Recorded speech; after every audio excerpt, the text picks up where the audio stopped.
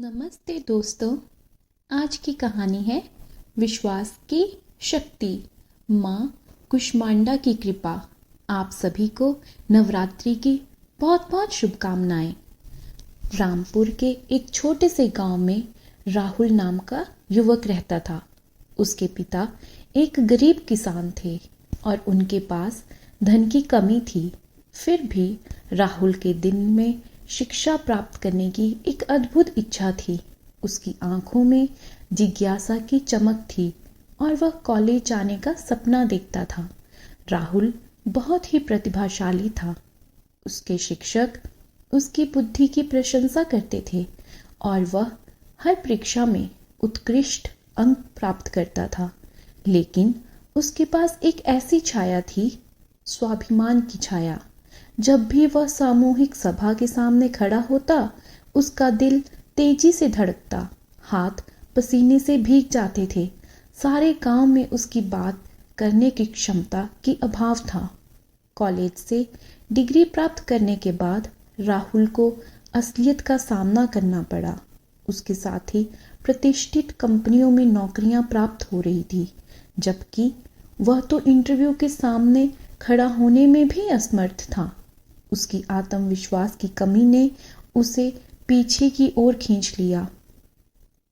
उसने शब्दों में टूट जाते थे, आवाज थरथराती थी और मन खाली हो जाता।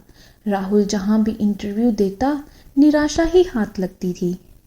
एक दिन जब नवरात्रि के त्योहार की तैयारियों की शुरुआत हो रही थी, तब राहुल की माँ ने कहा, राहुल, आत्मविश्वास एक ऐसा खजाना है जो हमारे अंदर ही छिपा होता है।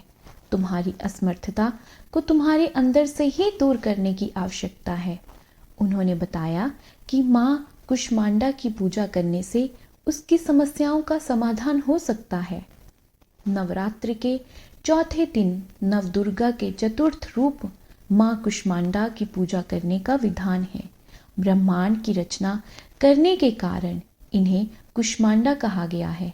जब सृष्टि में कुछ नहीं था, तब कुष्मांडा माता ने ही अपने प्रभाव से इस ब्रह्मांड का निर्माण किया था।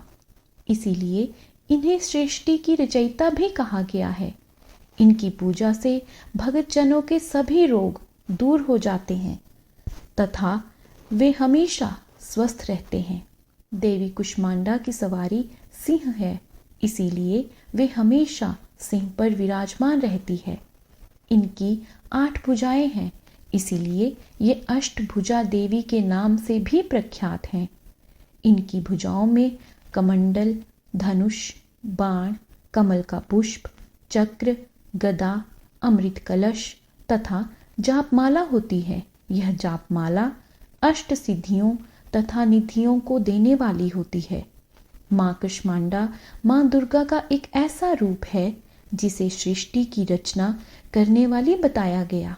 इसीलिए इन्हें आदि शक्ति तथा आदि स्वरूपा के नाम से भी जाना जाता है। ये ब्रह्मांड के मध्य में स्थित रहती हैं।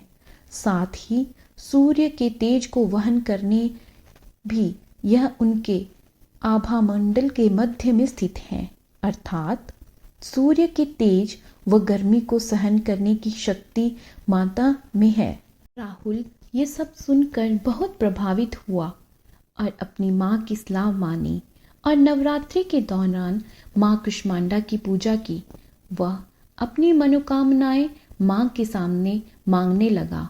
उसने अपनी नौकरी की तलाश में भटकने की बात की और शांति की प्राप्ति के लिए प्रार्थना की। राहुल ने पूरे 9 दिन व्रत रखा। राहुल रोज सुबह बैठकर ध्यान करने लगा। उसने अपने अंदर की शक्ति की ओर ध्यान केंद्रित किया। धीरे धीरे उसके अंदर की अशांति कम होने लगी। वह जान गया कि आत्मविश्वास बाहरी कवच नहीं है, बल्कि अंदर की आग थी जो जलने के लिए तैयार थी। दिन बदलने लगे। धीरे धीरे राहुल अपना खोया हुआ आत्मविश्वास वापस पाने लगा और दिन रात मेहनत करता रहा। एक दिन उसे एक बड़ी कंपनी में इंटरव्यू के लिए बुलाया, पर इस बार वो डरा नहीं। अब इंटरव्यू के सामने खड़ा हुआ उसकी आवाज नहीं कांपती थी और उसके जवाब तैयार रहते थे। उसने अपना इंटरव्यू दिया और जॉब को हासिल किया। उसके पूरे गांव में इतनी ज़्यादा तनख्वाह वाली किसी की नौकरी नहीं थी। सभी गांव वालों को राहुल के ऊपर नाज था। जीवन में संघर्ष होता है, लेकिन आत्मसमर्पण और भगवान की कृपा से हम सफल हो सकते हैं। बस इतनी सी थी आज की कहानी।